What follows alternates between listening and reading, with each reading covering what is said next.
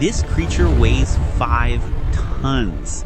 Its wingspan 50 feet. Physics says it shouldn't exist. But what if dragons could fly? For centuries, we've imagined dragons ruling the skies. From ancient mythology to modern fantasy, these creatures have captivated our imagination. But science tells us that flight at this scale is impossible. Or is it? Today, we're not just imagining dragons, we're calculating, measuring, and theorizing exactly what it would take for a creature this massive to defy gravity. Welcome to the science of dragonflight. Let's start with the biggest challenge. On the left, weight. a horse A typical horse weighs about 1,000 pounds. Now, scale that up to dragon proportions. Right, a creature a dragon 30 feet long with a massive wingspan, and we're looking at 10,000 pounds minimum. That's 5 tons of bone, muscle, and scales that somehow needs to get airborne. The largest flying bird that ever lived was Argentavis magnificens. This prehistoric giant had a 23-foot wingspan and weighed around 150 pounds. It was already pushing the absolute limits of avian flight. A dragon would need to be 66 times heavier.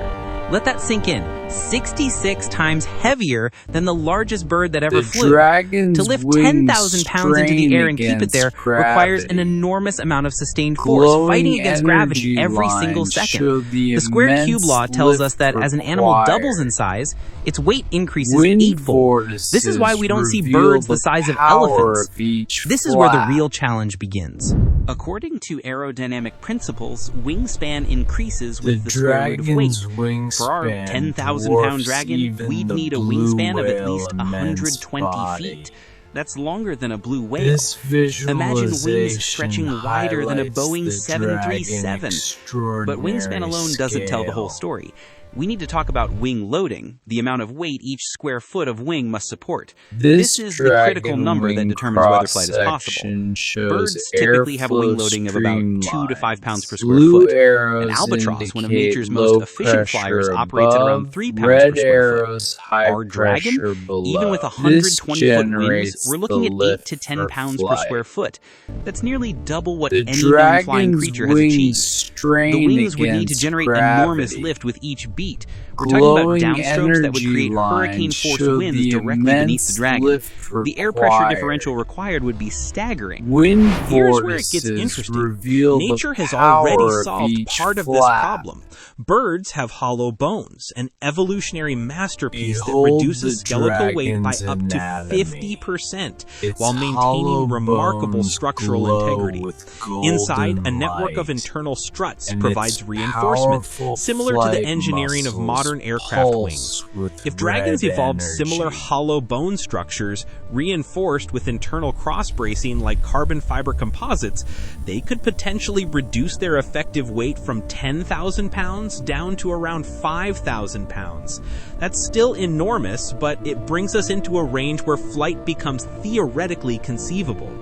But bones alone won't get a dragon airborne.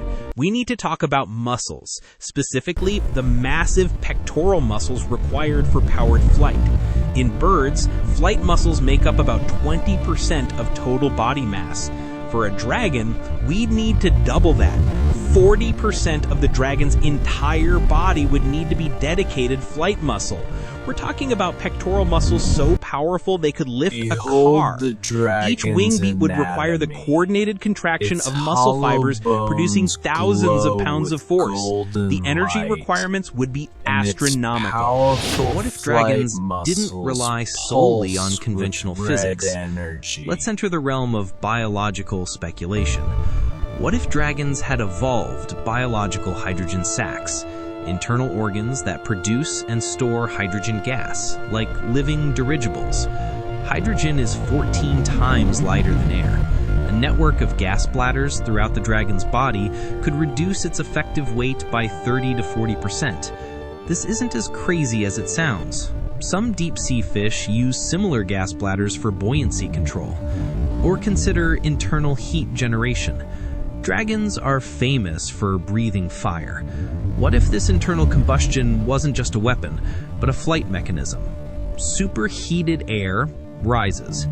If a dragon could generate intense internal heat, it could create localized thermal updrafts around its own body, essentially flying on its own hot air, like a living hot air balloon with wings.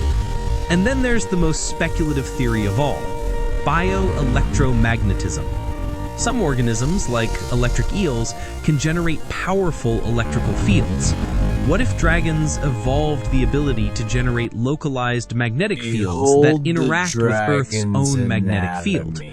Even a small amount of magnetic lift, combined with massive wings, hollow bones, and hydrogen sacs, might be enough to tip the scales from impossible to merely improbable. The verdict?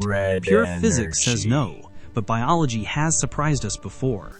Bumblebees shouldn't fly according to simplified aerodynamic calculations, yet they fly perfectly. Nature constantly finds solutions that engineers never imagined. Flying fish, flying squirrels, even flying snakes. Evolution has produced flight in the most unexpected creatures. Perhaps dragons represent an apex of biological engineering we simply haven't conceived yet. Could dragons actually fly? With conventional physics alone, probably not. But with biological adaptations we're only beginning to understand, hollow bones, massive musculature, hydrogen lift, internal heat generation, magnetic field manipulation, combine all of these evolutionary innovations and suddenly the impossible becomes maybe. What do you think? Could nature find a way? The universe is full of creatures that defy our expectations. If you want to explore more dragon science, subscribe and hit that bell. Next week, how would dragon fire actually work? The chemistry will blow your mind. Thanks for watching.